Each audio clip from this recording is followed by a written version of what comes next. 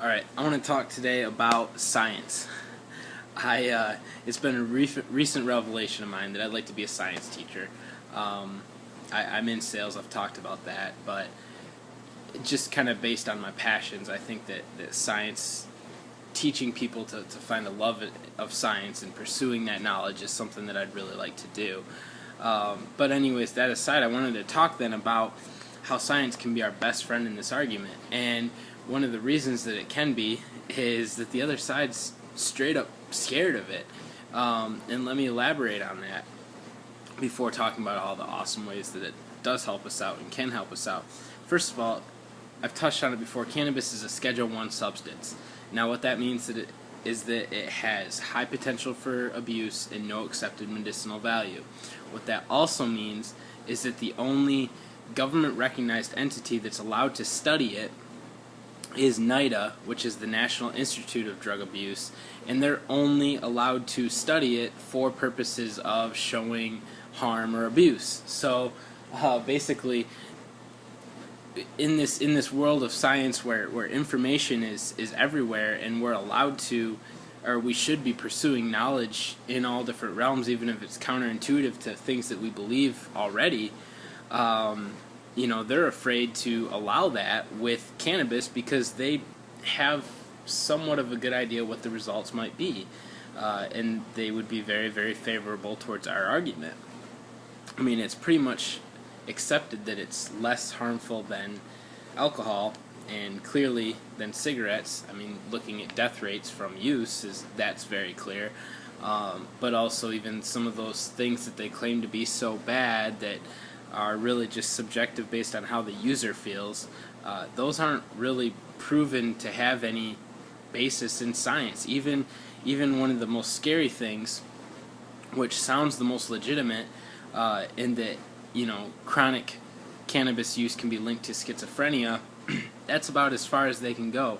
Now, yes, chronic cannabis use is linked to schizophrenia, but I'll talk about that relationship not being necessarily causal, but correlative, and the difference being that A doesn't cause B, it just so happens that A and B coexist, and that's what a correlation is.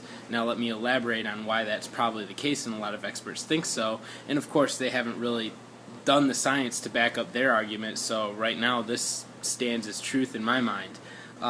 People who are schizophrenic, obviously they have a mental illness, and they're being marginalized by society right now. Therefore, admitting that you have a mental illness is a big step. It's a big admission of a weakness or a vulnerability, and something that people kind of look at you sideways for if you come out. So a lot of these people are already on the fringes of society, and they're self-medicating, and I mean, that's really the gist of it. Now, there is some science that does say if you have schizophrenic tendencies, cannabis can bring them out, but also it's pretty widely accepted that whoever you are or whatever your general behavioral patterns are, cannabis is going to bring out more of that.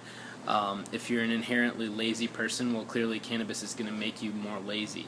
If you're if you're also the type of person who can sit and really be narrowed in on an idea, then cannabis is going to even tighten that tunnel vision and really allow you to focus straight forward on that.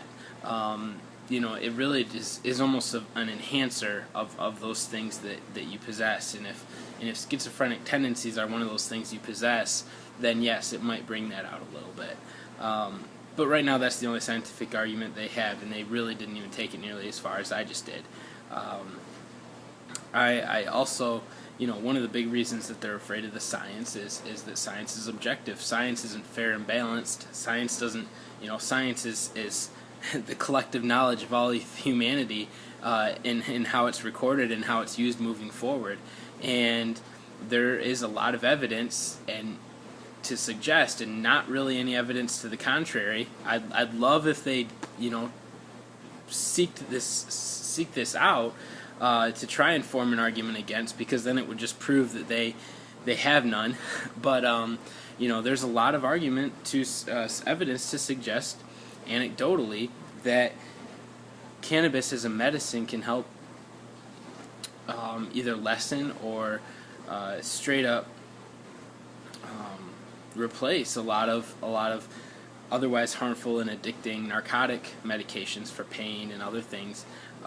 Also, with the proven nutritional components in cannabis, clearly producing hemp in mass would be a lot more beneficial to the nation's health than producing these junk crops that have almost zero nutritional value that we're over subsidizing and putting in everything.